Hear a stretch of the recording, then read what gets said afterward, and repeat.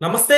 Welcome to our channel. నేను జాకీర్ హుస్సేన్. ఇక AP liquor scam మద్యం కుంభకోణంలో వైసీపీ పార్టీ అధికారంలో ఉన్నప్పుడు 2020 అలానే 2021, 2022 ఈ 3 సంవత్సరాలే బడా కంపెనీలు ఏర్పాటు చేసినట్టు తెలుస్తోంది. సో ఈ మధ్యలో వచ్చిన ముడుపులు తరలించడానికి ఈ కంపెనీలు పెట్టినట్టు కూడా గట్టిగా సిట్ అధికారులు ఇప్పుడు ప్రశ్నించడం జరుగుతోంది.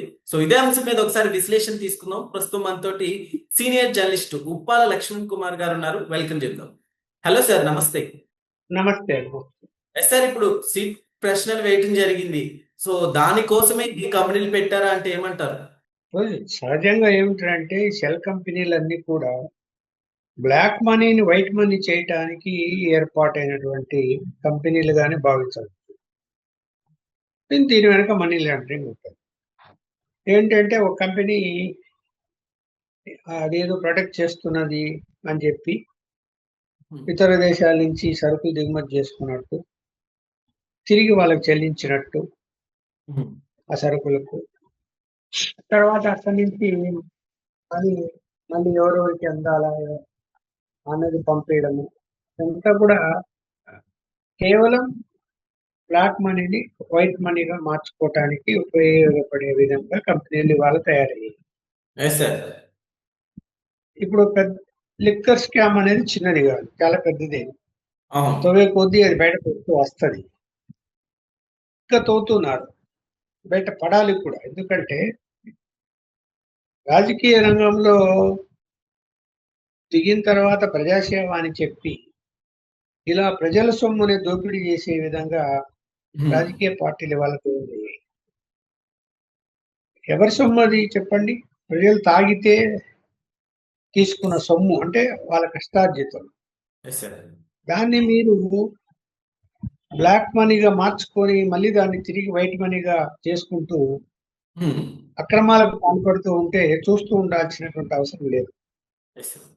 అది ఎక్కడన్నా ఉండండి, ఏ దేశాల్లో అయినా సరే మనీ లాండరింగ్ జరిగినవంటి వాటి దిక్కు తేల్చాలి. ఏంటి, ఎవరైతే జగన్మోహన్ రెడ్డి గారు సంబంధించినటువంటి అనుచరులు ఉన్నారు, వాళ్లకు ఈ కంపెనీలు పెట్టారు, ఆల్రెడీ అరెస్ట్ అయి ఉన్నారు. ఈ కంపెనీలన్నీ షెల్ కంపెనీలు పెట్టారని హైదరాబాద్ కేంద్రంగా ఆ కంపెనీల ద్వారా మనీ లాండరింగ్ జరిగింది అని చెప్పి ఆరోపణల మీద విచారణ జరుపుతున్నది సిట్. ఓకే. ఖచ్చితంగా ఇది మనీ లాండరింగ్ జరిగి ఉంటే బయటపడి తీరుతారు. ఉండొచ్చు. ఇప్పుడు నేను నా కంపెనీ పేరు మీద కాకుండా నా బంధువులు, చుట్టాలు, అంటే బినామీ కంపెనీలు అంటారు, బినామీ పేర్లతో ఎవరి పేర్లతో ఉన్న కంపెనీలు పెట్టి అక్కడికి డబ్బు వచ్చిన తర్వాత దాన్ని మార్చేసుకుంటే, అలా ఆధారాలు దొరికితే నేను తప్పించుకోవడానికి అవకాశం ఉండదు కదా, దొరికితే ఇస్తారు. అందువల్ల ఈ కేసులో సిట్టు లోతైన దర్యాప్తు జరపాల్సినటువంటి అవసరం ఉంది. గతంలో కూడా ఎన్నికల ముందు కూడా అనేక ఆరోపణలు వచ్చాయి. కంటైనర్లలో మనీ ట్రాన్స్ఫర్ అయిందని, ఇవన్నీ కూడా వచ్చాయి. అందువల్ల లిక్కర్ స్కాములో ఎవరిని వదిలిపెట్టాల్సినటువంటి అవసరం లేదు. స్పీడ్ పెంచినట్టు తెలుస్తోంది. ఏం చెప్తారు సార్?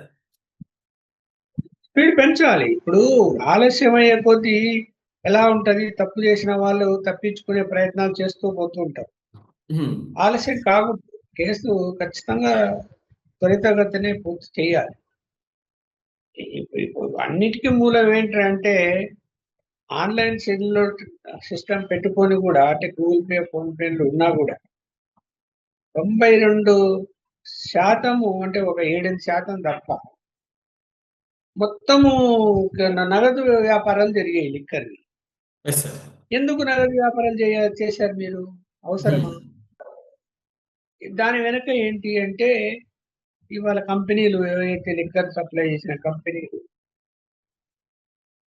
వాళ్ళు రికార్డులో చూపిన దానికంటే ఎక్కువ మద్యం సరఫరా చేశారని, ఆ ఎక్కువ మద్యాన్ని నగదు రూపంలో అమ్ముకొని అది పార్టీకి సంబంధించినటువంటి వ్యక్తులకు, అంటే ఎన్నికల్లో ఉపయోగపడే విధంగా ప్లాన్ చేసుకున్నారనేది వాటి.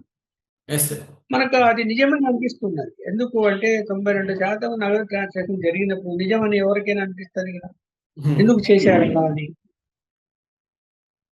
ఇప్పుడు ఆ రోజు ఒక షాప్ లో ₹1,00,000 బిజినెస్ జరిగింది. ఎస్ సార్.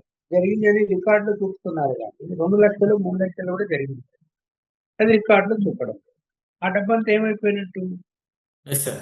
ఖచ్చితంగా ఇది దాన్ని అంటే ఆ డబ్బు నగదు రూపంలో వచ్చినప్పుడు మళ్ళీ దాన్ని వైట్ మనీ చేసుకోవాలి అంటే షెల్ కంపెనీలు. షెల్ కంపెనీలు ఏం చేస్తాయి? అక్కడి నుంచి ఏదో సింగపూరో, మలేషియా, దుబాయో లేకపోతే ఇతర కంట్రీస్ నుంచి ఆ వస్తువులు కొన్నట్టు వాళ్ళకి డబ్బులు పంపించినట్టు. Yes sir. అక్కడ వాళ్ళు ఏం చేస్తారు? వాళ్ళకి సంబంధించినటువంటి పర్సెంటేజ్ తీసుకొని ఆ డబ్బు ఇతర కంపెనీలకు చెల్లిస్తారు. అంటే ఇండియాకు సంబంధించిన కంపెనీ. ఇక్కడికి వచ్చేస్తాయి మళ్ళీ. అదే వైట్ మనీ అవుతుంది. ఇక్కడికి వస్తే ఇక్కడేంటి? ఆ కంపెనీ ఏదో యాక్టివిటీ చేస్తున్నది, ఫలానాది ప్రొడక్ట్ తయారు చేస్తున్నారు. ఏదో ఒకటి అసలు ఆ యొక్క కంపెనీ ఏమి ఉత్పత్తి చేస్తుంది, ఏమి ఎగుమతి చేస్తుంది అనే అంశాలు బయట పెడితే ఎస్ సార్. ఆశ్చర్యపోవాల్సి వస్తుంది. అలాంటివి ఉంటాయి. ఇంకా చిట్టు వాటిని బయట పెడుతుంది అని నేను అనుకుంటున్నాను. Yes sir. అయితే ఇప్పుడు సునీల్ రెడ్డి వరకు వెళ్ళిన ఈ కేసు నెక్స్ట్ బిగ్ బాస్ వరకు వెళ్తుందంటారా సార్?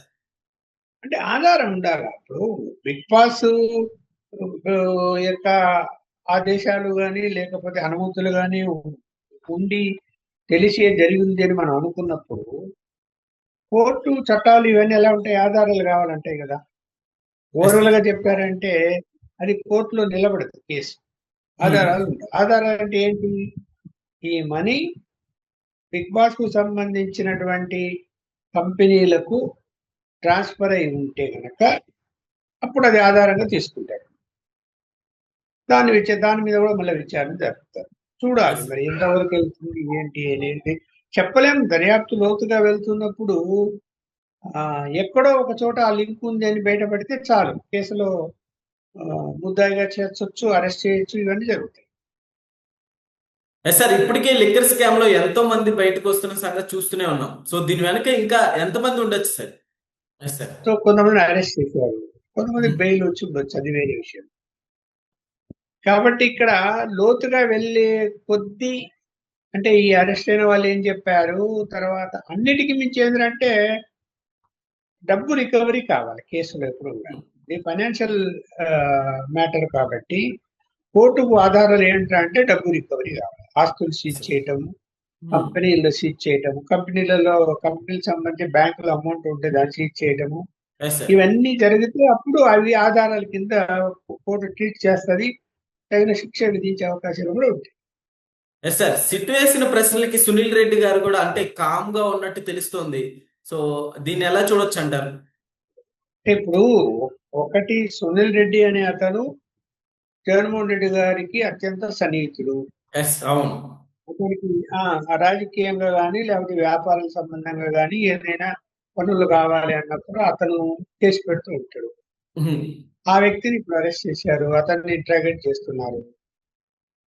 ఏదైనా జరిగి ఉంటే అంటే అక్రమాలు అతను నోరు విప్పితే అన్ని బయటపడవచ్చు.